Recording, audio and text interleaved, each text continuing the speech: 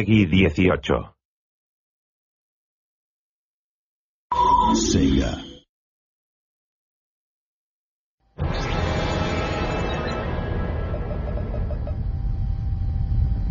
How are you feeling after your time in stasis? If it wasn't impossible, I'd swear I dreamt about them.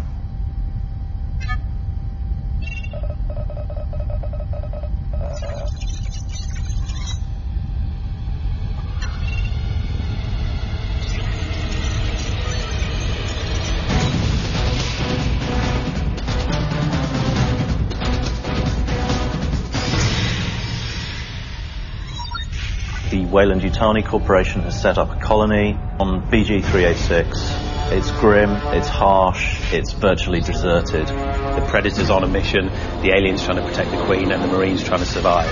All hell breaks loose. It's dirty, oily, sweaty, bloody, and gory. It's a brutal, terrifying nightmare. The Marines come to BG-386 on what they think is a rescue mission.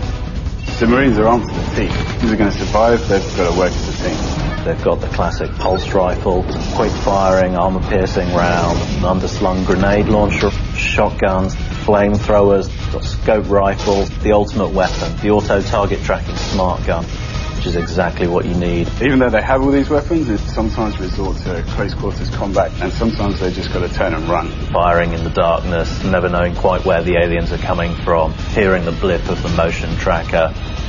Marines are the original, the best, the baddest, the toughest. Arguably, the Predator is the physically most powerful of the three and has got the highest technology. Any location with vantage point suits the Predator. In the jungle, the Predator could hide on the treetop. He's got his wrist blades, just waiting with his cloak on. Shoulder cannon, uses distract mode, spear, separate the Marines below, smart disc, and then when the moment's right, when the Predator gets up close and personal, he'll jump down and tear them to pieces with his wrist blades. Well, that's when he's really going to start ripping heads from bodies. Can you imagine what it must be like to see one alive in the flesh? Nothing stands in its way. It will outlast us all. In many ways, the alien is the perfect organism. Pure of motive, it's all about survival. But the aliens can still navigate on the walls and climb on the ceilings, but now they really get up close and rip their targets and prey to pieces. The aliens are by far the fastest species on the planet. You are the weapon. You're a guided, fanged, clawed missile. The Predator and Marine, they carry weapons, but the alien actually is the weapon. It's so perfect, so pure. The xenomorph, it adapts so efficiently. What I would give to understand it. What it has cost already. It is a truly impressive animal. It's much more than an animal. Mr. Weyland, there are several R&D combat simulations containing hunter, human, and xenomorph combatants engaged in battle. Yes, quick as you can. I'm eager to return to my own land.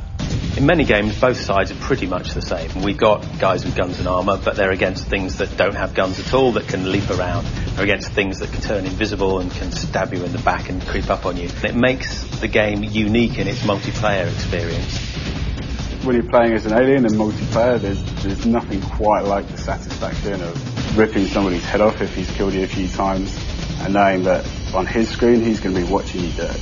Predator's really good at close-up, and so is the alien. Predator's not so good in the medium range, which is where the Marine excels, and at long range the Predator's got the plasma caster and invisibility, and he can get into positions that the Colonial Marine can't get into.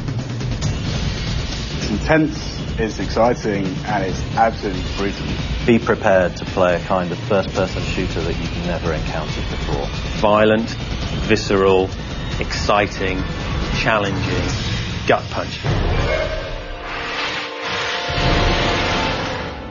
Have Groves meet me when I land. I want a full briefing on anything not catalogued in the video libraries. As you wish, Mr. Weyland.